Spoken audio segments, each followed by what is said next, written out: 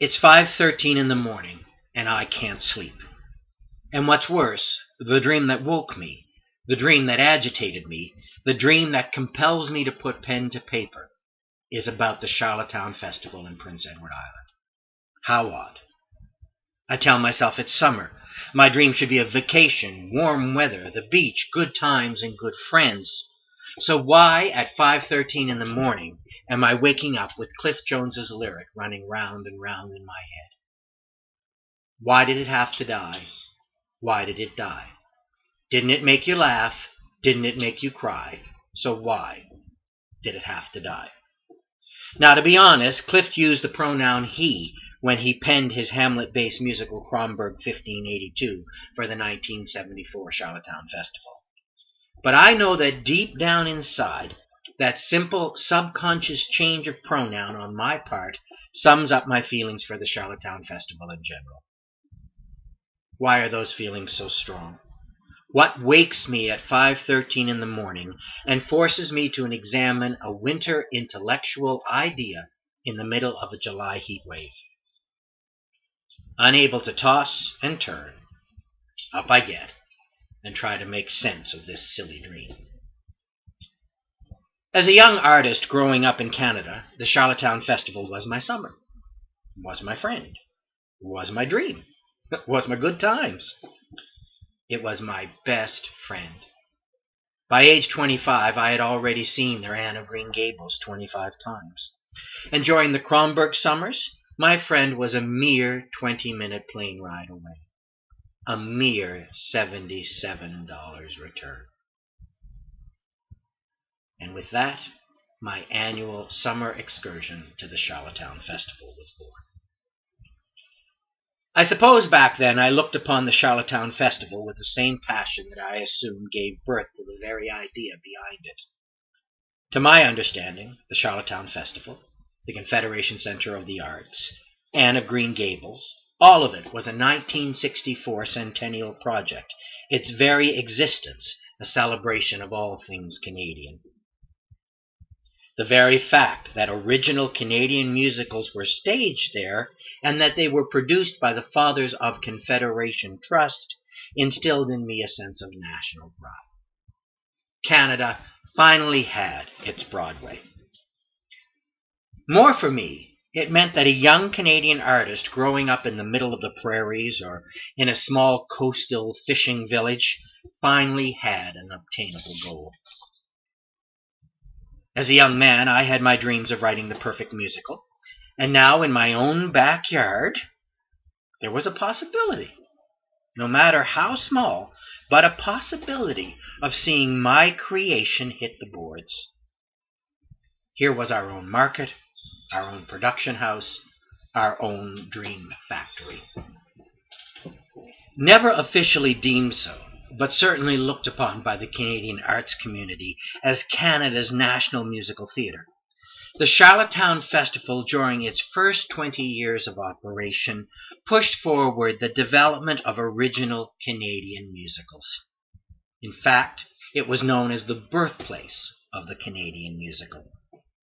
If the 1950s and the 1960s are considered the heyday of the American musical, then the first 20 years of the Charlottetown Festival, 1964 to 1984, under the artistic directorialship of Lund, well, that 20-year period could be considered the heyday of Canadian musicals. Under Allen and the then existing policy of all Canadian musicals, the Canadian musical would flourish and find its voice. Allen may be remembered today as the director of the Charlottetown Festival's mega hit Anne of Green Gables. But his contribution to the development of musical theatre in Canada is unparalleled. He shaped the identity of musical theatre in Canada. Each year of his artistic directorialship, a new Canadian musical was born in Charlottetown. The formula was simple. Anne of Green Gables was the mainstay, the cash cow, no disrespect intended, and that cash cow allowed for a new show to be produced and if successful, staged a second year, and if really successful, staged a third year. A third mounting would almost guarantee the title Canadian Mega Hit.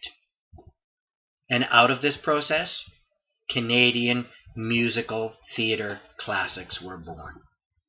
Johnny Belinda, the first to emulate Anne's success. This simple formula gave Alan the opportunity to workshop and further develop new Canadian works. 1986 was the last year of Alan Lund's tenure with the Charlottetown Festival. But it also saw, for the very first time, an inclusion of an American musical into the heretofore Canadian venture. It is interesting to note that the festival's production of Pump Boys and Dinettes coincided with Alan's last year. I often wonder if that was the last straw for Alan. Is that where the dream died? This 1986 change in artistic direction and the departure of Alan Lund from the Charlottetown Festival was a heavy blow. And not just to the Charlottetown Festival, but a heavy blow to the development of Canadian musical theatre in general. The festival continued on without Alan. They always do. But the change in direction? Well, in 1995, they added a production of the American musical classic Guys and Dolls, and in recent seasons they have mounted productions of Hairspray, Buddy, and The Full Monty. Excellent as these productions were, and 3 cheers for the Canadian cast that performed in them, they significantly shifted the focus from Canadian musical to Broadway remount. Now, the Charlottetown Festival is not Broadway, so why is the board of directors trying to make it so?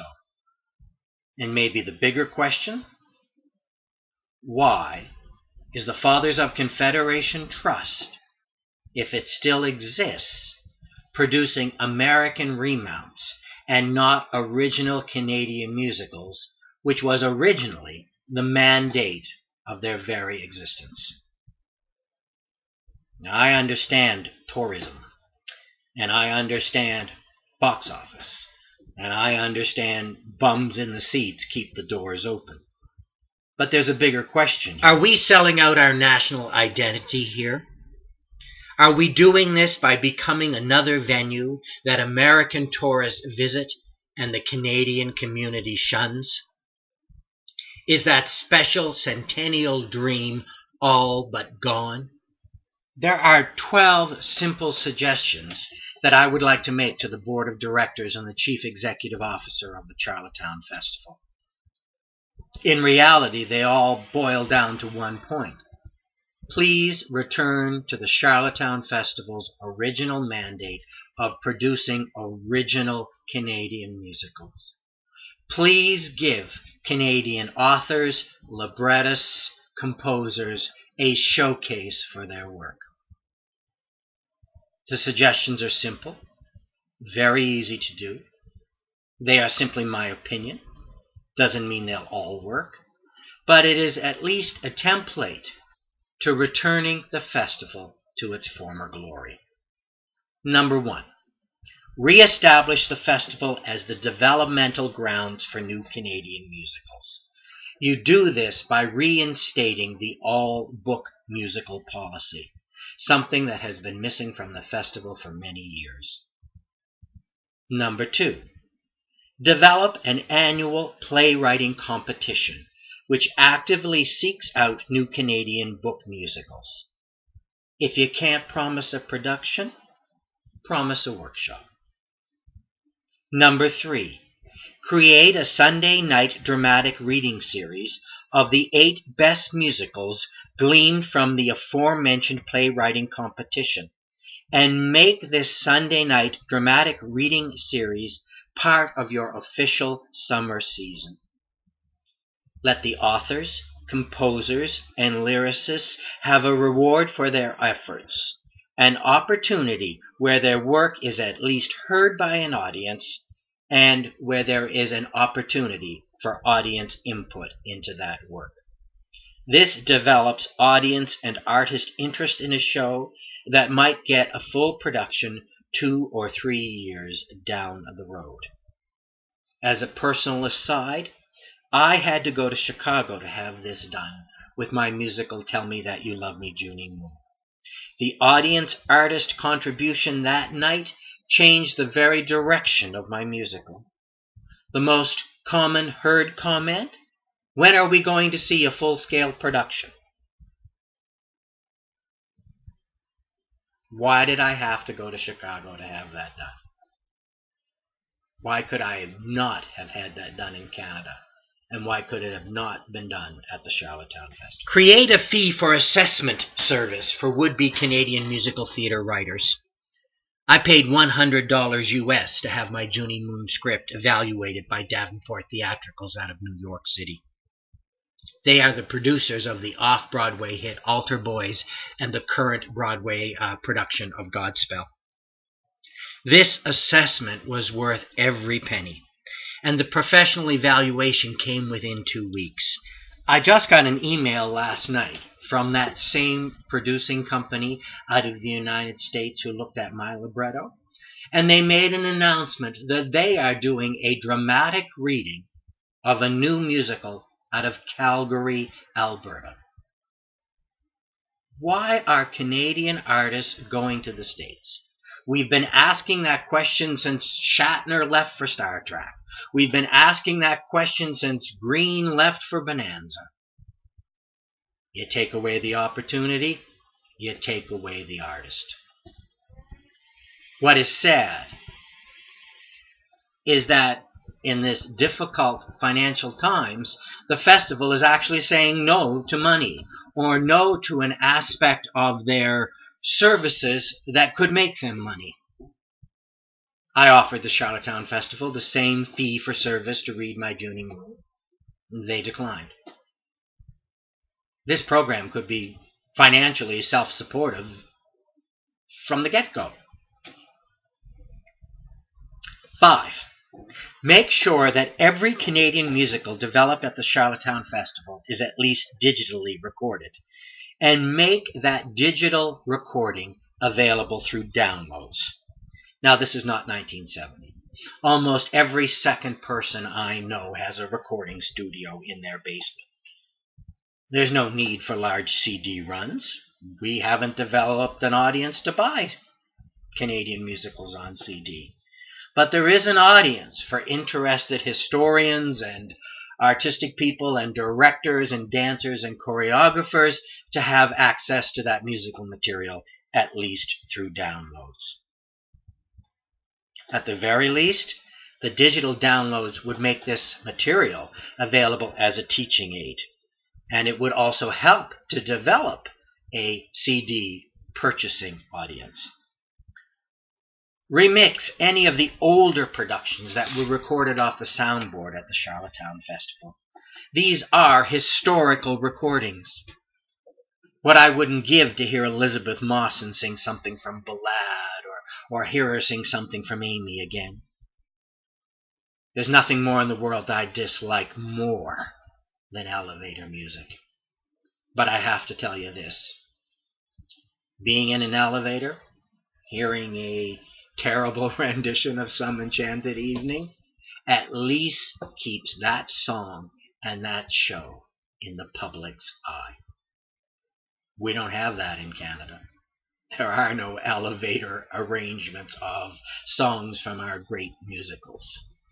Even just the overtures from past Charlottetown shows would make an interesting listen in the mezzanine. Now there's a project for an inspired orchestra conductor. 6. Re-establish the Canadian cross-country tours, even if it just means Montreal and Toronto. If a show runs for a 3rd season in Charlottetown, then it should be guaranteed a national tour. You can't develop national pride without bringing the project to the nation. The way to do this is to partner with the regional theaters across this country. I'm tired of hearing it's too expensive to tour. I'm tired of hearing it's impossible. It's not impossible. It may be expensive.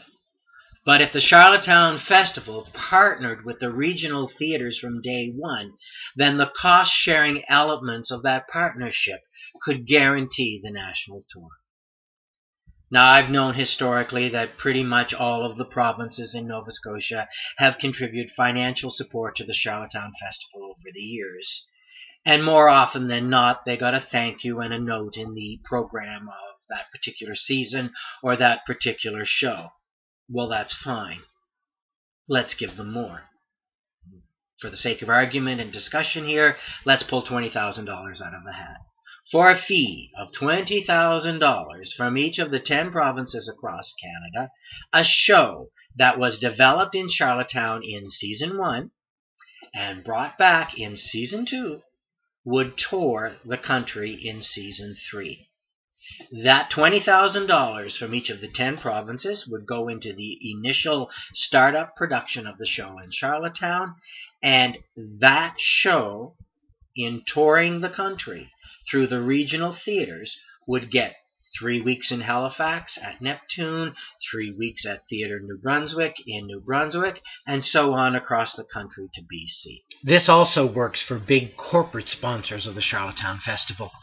If Pepsi or Coke gave $20,000, then only the people seeing the show in Charlottetown would receive the benefits of the Pepsi/Coke ad. If the show toured the entire country, then the drinkers of Pepsi and Coke would see the ad all across the country. This increased market may make the corporate sponsors increase their donation to the festival. There's also a bigger picture here for the Canadian actor and actress. Imagine being in Charlottetown and hired to rehearse and perform in their summer season. You get a month rehearsal, you get 3 months of performances, and then you move on to 3 weeks in Halifax, 3 weeks in New Brunswick, 3 weeks in Quebec, so on and so on and so on across the country. Before you know it, that actor and actress has a year's contract with the show. Before you know it, that show has developed a reputation as it moves province by province across the country. The PR in Charlottetown feeds the PR in Halifax, the PR in Halifax feeds the PR in New Brunswick, and so on and so on and so on until you hit British Columbia. I know you're going to say regional theater directors and producers wouldn't go for it. That those regional theater directors and producers would see it as the Charlottetown Festival encroaching on their grounds. Maybe so. But we have to rise above that.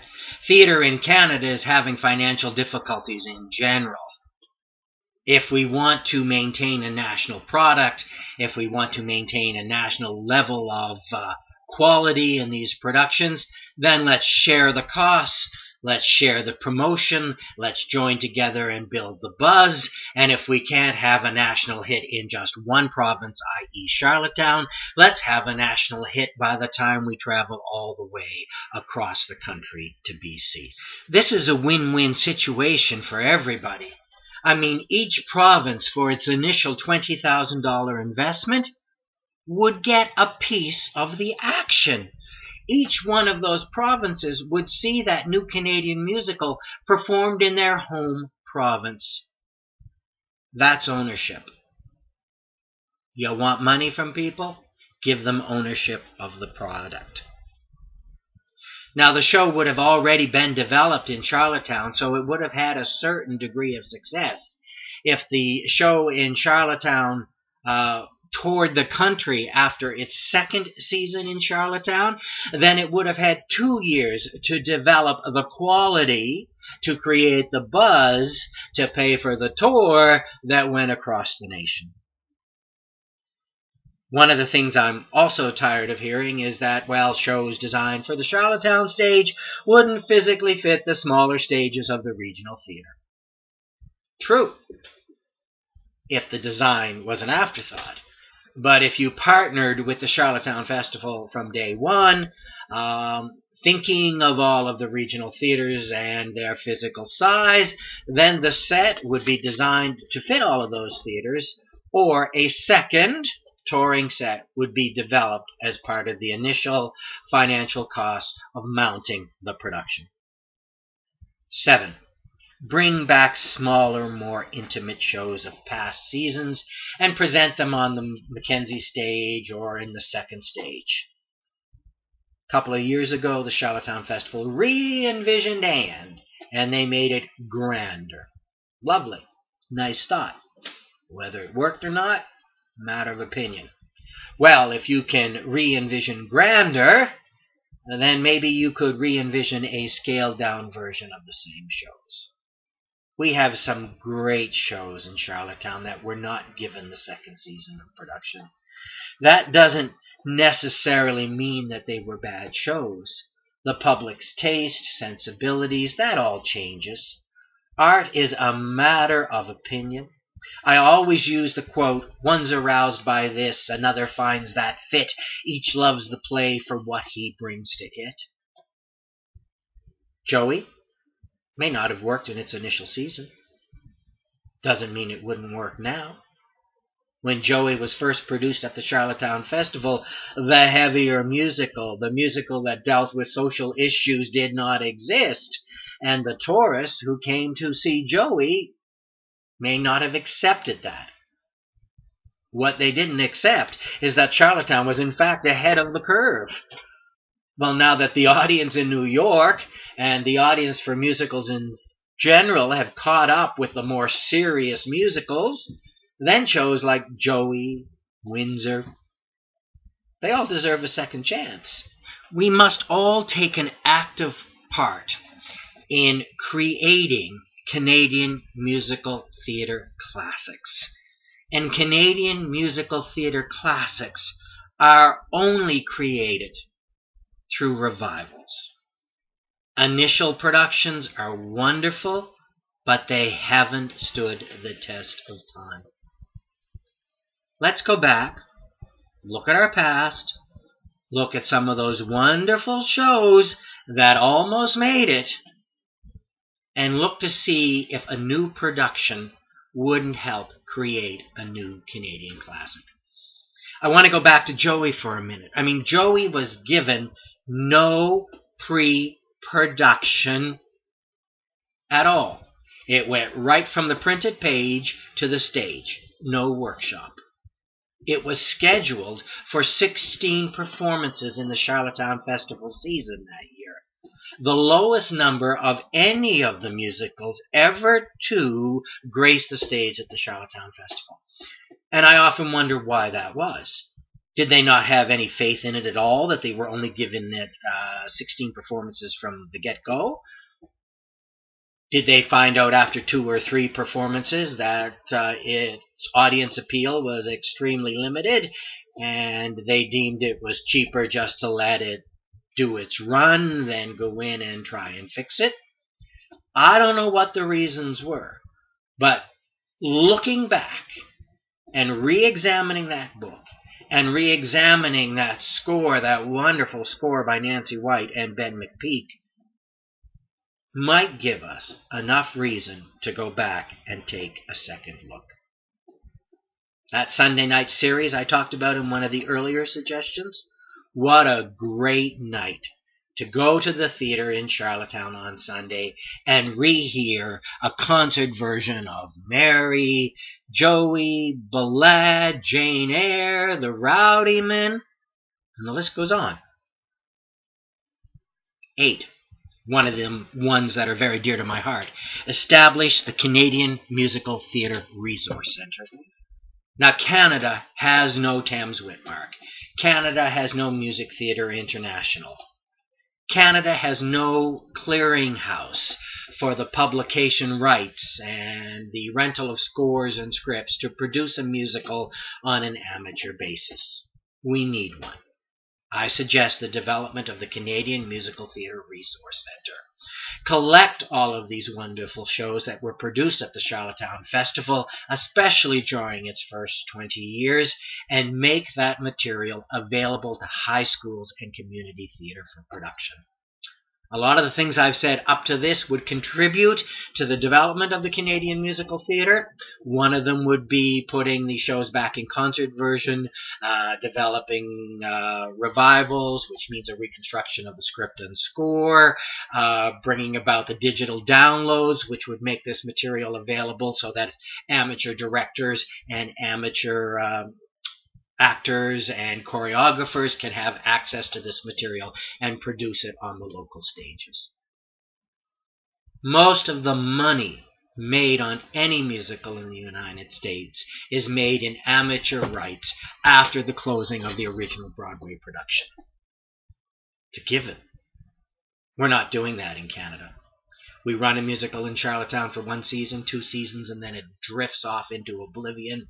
And if you are an amateur director, you have no idea where to even go and get the scripts to produce that show in your community.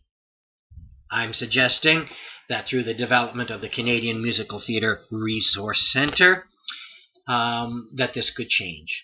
There is a huge amount of money to be made, and the Charlottetown Festival might as well have a percentage of that money in getting their past successes into a format where they could be rented and be produced by the amateur theater groups across the country. Number 9, probably the simplest of them all, is to hire a professional archivist to put the files of the Charlottetown Festival in order. Very simple. Don't understand why it has never been done. Needs no further explanation. Number 10, develop a musical theater summer camp. My personal favorite, as I give a 40-hour lecture on the history and development of Canadian musical theater as a literary genre as opposed to a performance art. Develop a musical theater summer camp for book writers, lyricists, and composers. Foster the development of new shows. Take ownership of the process, not just the production. There's money to be made there. One of the ways you can do this is by establishing a Charlottetown Festival fringe. Now, I don't mean the typical fringe where a bunch of new plays are brought together and performed over a weekend or a week in any given city. I'm talking about a fringe season. A season that would take place in May prior to the opening of the Charlottetown Festival in June, or one that would take place in October immediately following its closing in September. Now, bear with me for a minute, because the first thing I have to do is say that professional theater does not have to be afraid of amateur theater, and that professional artists should mentor amateur artists, and professional writers should mentor amateur writers, and professional composers and choreographers, so on and so on and so on. And this is what the Fringe Festival would do. During the month of May or October, whichever one you decide, have a showcase of the best amateur musicals produced across the country. Very simple. In year 1, invite the amateur theater groups of the Atlantic provinces to produce in their own season back home an original musical. Have them send the Charlottetown Festival a libretto, have them send the Charlottetown Festival a DVD of their production, and then have an adjudicator at the festival watch all of the entries and choose the top 4. Invite those top 4 amateur groups to come to Charlottetown on the Sundays in either May or October and present their shows 2 o'clock and 8 o'clock to the general public in Charlottetown. Adjudicate the 4 shows in performance, pick a winner, invite that company to bring the show back the following season in Charlottetown as part of the official season. A one-nighter. Again, 2 performances at 2 and 8 on Sunday. Imagine the buzz that this would create in the amateur theater community. Imagine how many scripts would come flooding into the Charlottetown Festival. I have 6 in my own sock drawer, sitting there, waiting for an opportunity. There are dozens and dozens of people out there just like me. There are people out there whose heads are just flooded with scripts that cry out for musicalization, but there is no showcase for them on the amateur or professional level. I know the buzz of a theater festival. I've directed 4 plays in the International Theater Festival in Liverpool, Nova Scotia.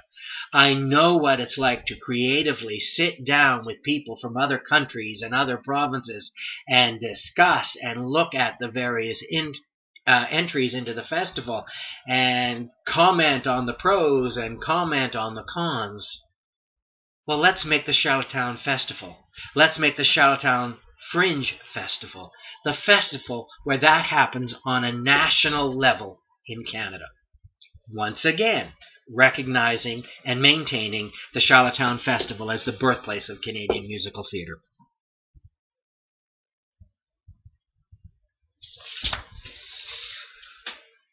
Touchy one. Promote the whole festival as a whole. Make it easy for an audience to see it all.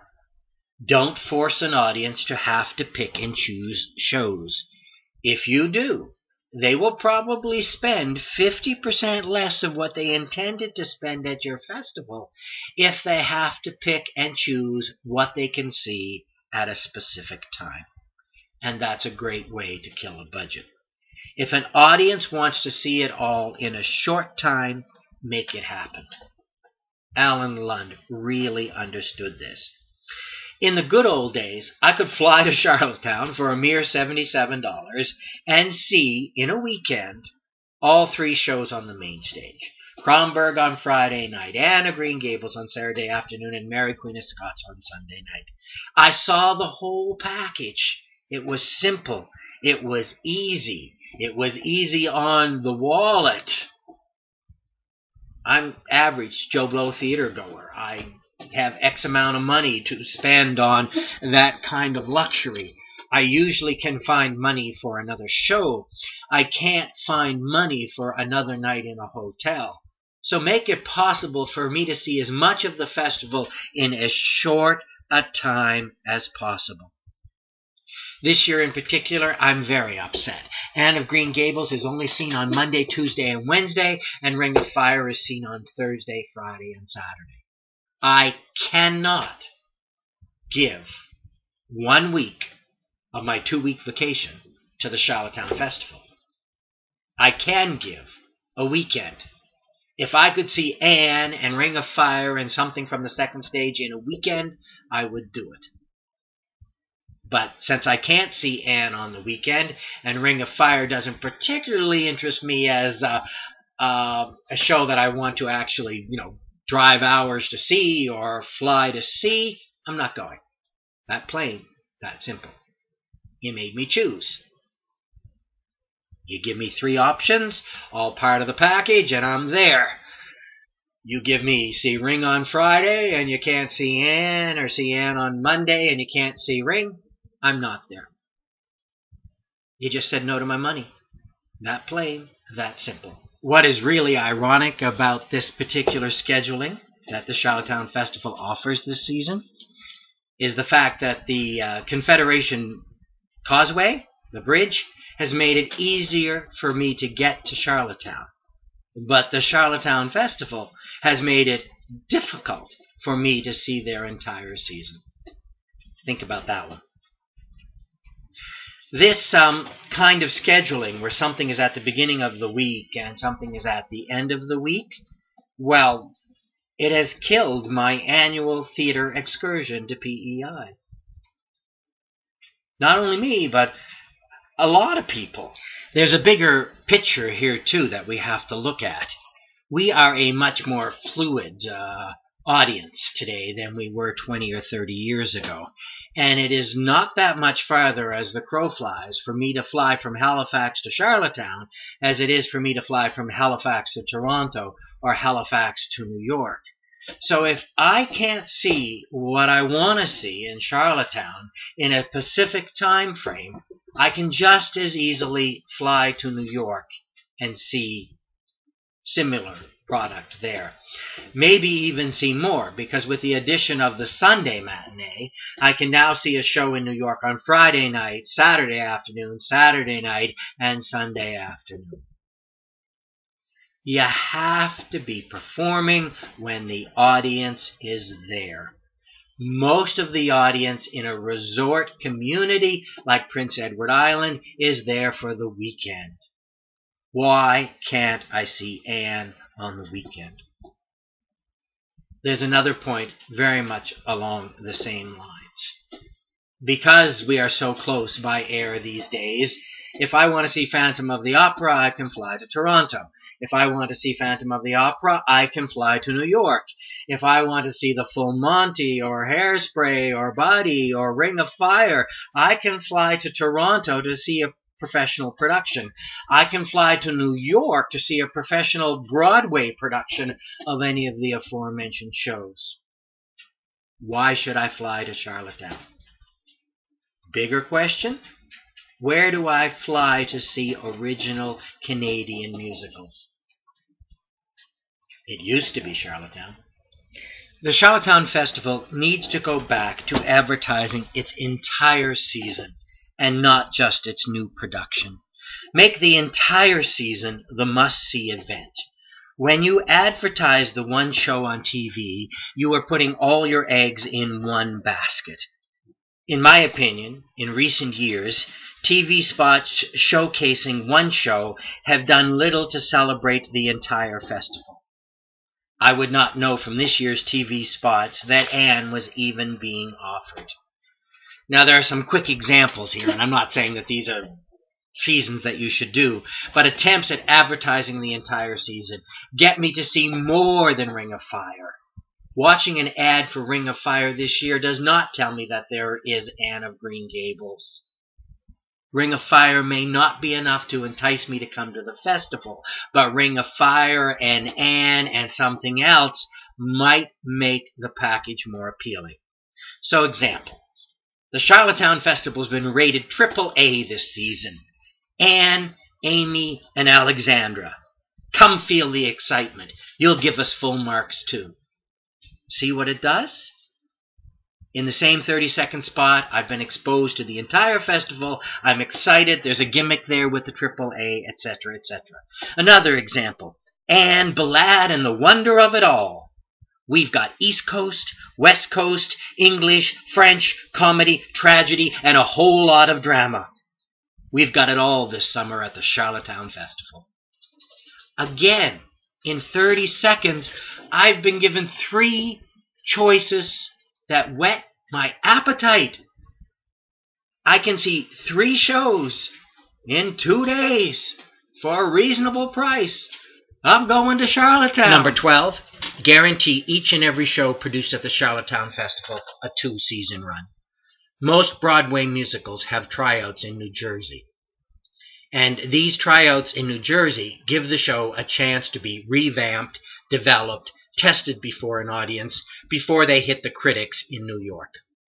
We don't have that system in Canada. Yet we measure our success by that system. We need to develop our own system. We need to develop a developmental season.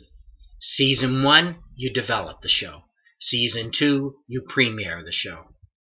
Audiences would not object to a developmental season if that was reflected in the advertising and if that was reflected in the price.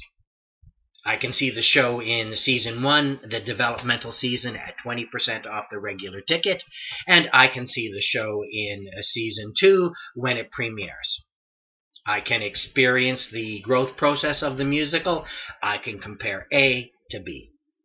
And if you really want to get creative in the marketing scheme here, 20% off for the developmental season, and if you save your ticket stub and you're returning for the premiere season, 20% off that ticket price. A feeds B. When you are putting a show together, the way Charlottetown puts a show together, 4 weeks, 6 weeks rehearsal period, a rehearsal period in which 3 shows are put together in rep, a very difficult process. No Broadway producer would ever accept those odds.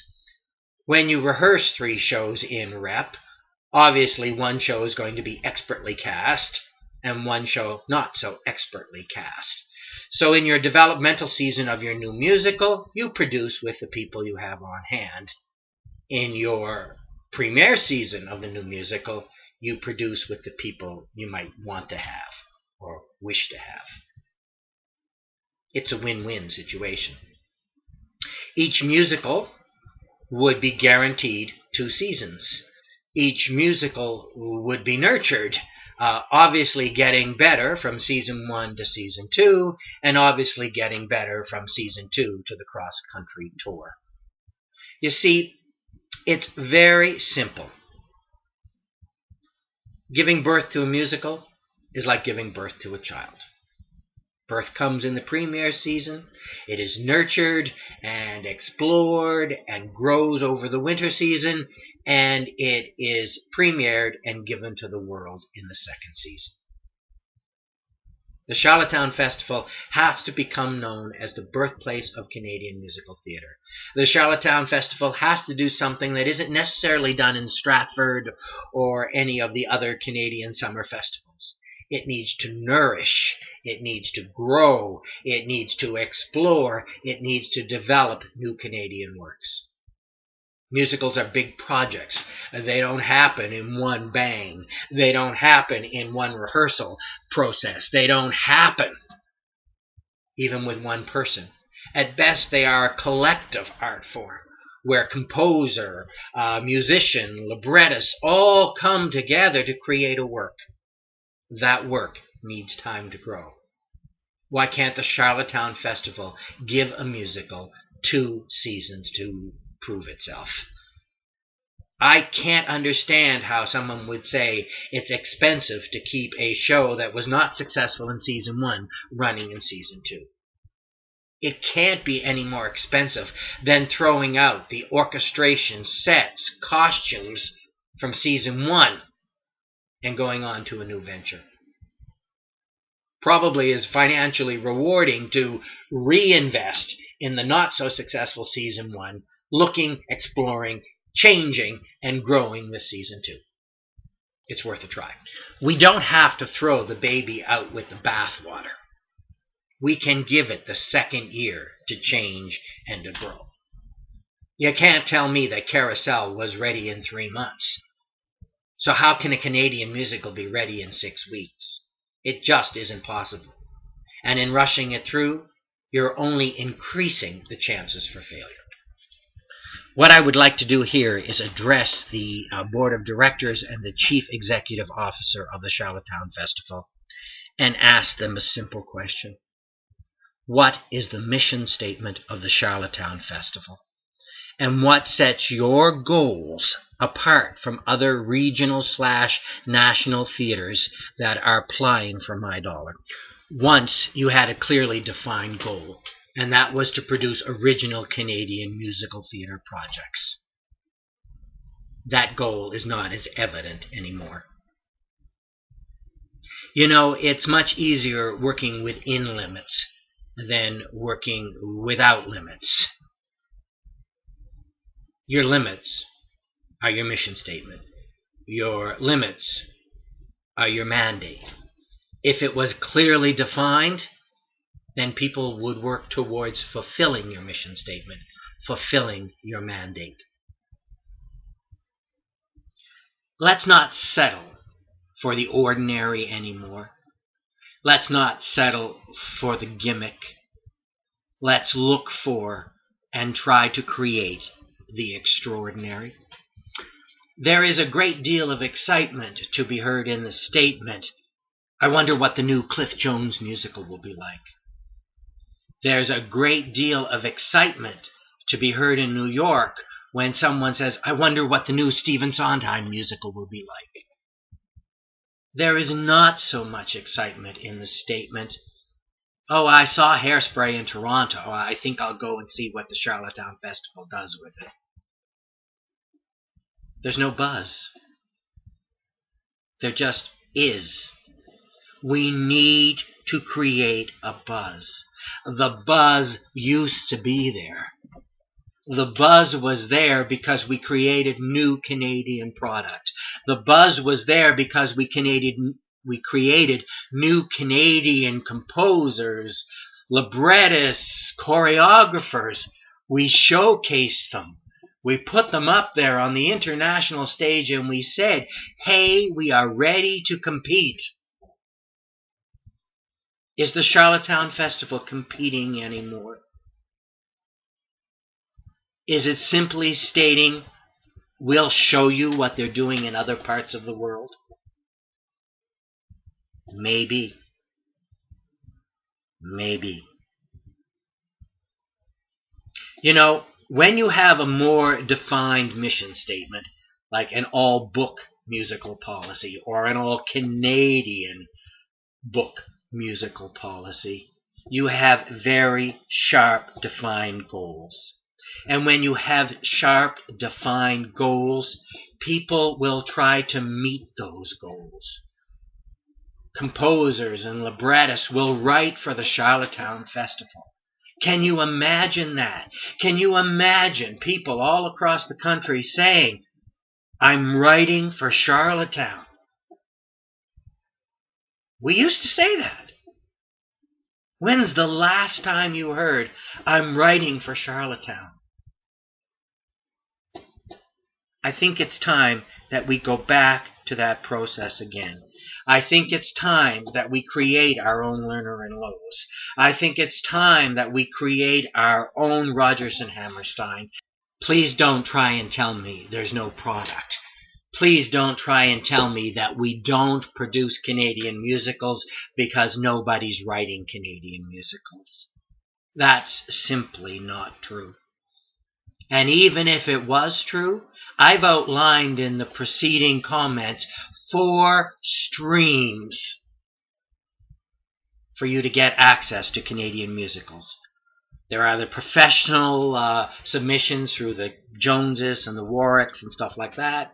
There is an assessment fee for service, which would give you access to more musicals. There's an annual playwriting competition, which would give you access to more musicals.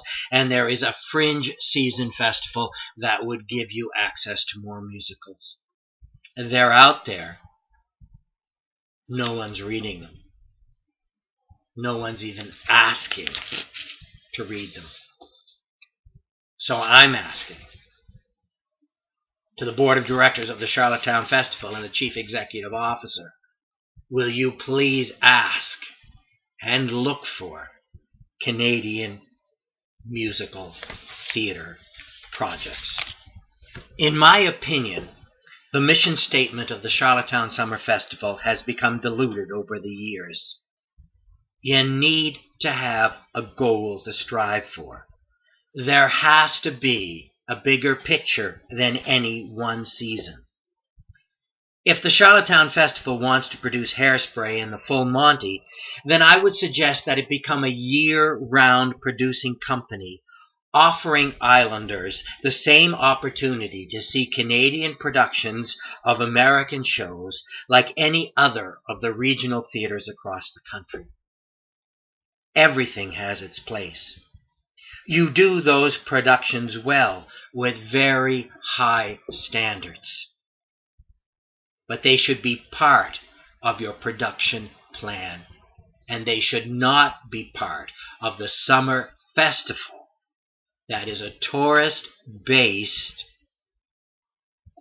celebration of Canadian theater.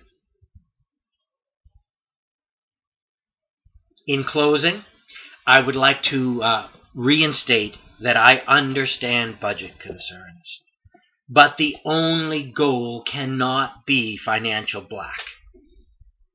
Even Rodgers and Hammerstein had their financial failures, but they nurtured their talent and came back with even bigger and better shows that in the long run proved financially successful. We need to nurture and explore and define our Canadian musical theater heritage, not simply remount American material. We must create Canadian masterpieces. We need to create a Canadian catalog, and make that catalog available to the high school and community theater market. Revisiting your past by revisiting your mandate is not necessarily a step backwards. Just last month, I saw a program on CBC TV where the National Ballet's new production of Romeo and Juliet was highlighted. And I was amazed, and I'm paraphrasing here, when artistic director Karen Kane stated that the National Ballet of Canada had to go back and revisit their past to take on a great challenge. They needed to make their productions worthy of the great stages they used to play on. There's a lesson to be learned there. The festival needs a board of directors who can reignite the spark that created the festival in the first place. Be financially responsible, yes. Be theater savvy, yes. Be both. Don't be one or the other. It'll kill the festival. Congratulations to the Charlottetown Summer Festival as you enter your 48th season. I love you dearly. I just wish you were more of what you were. And I hope that you continue to grow and to offer the Canadian arts community the opportunity to develop our own national musical theater heritage. And I hope, Charlottetown Festival, that you will reclaim your spot in that history. Thank you.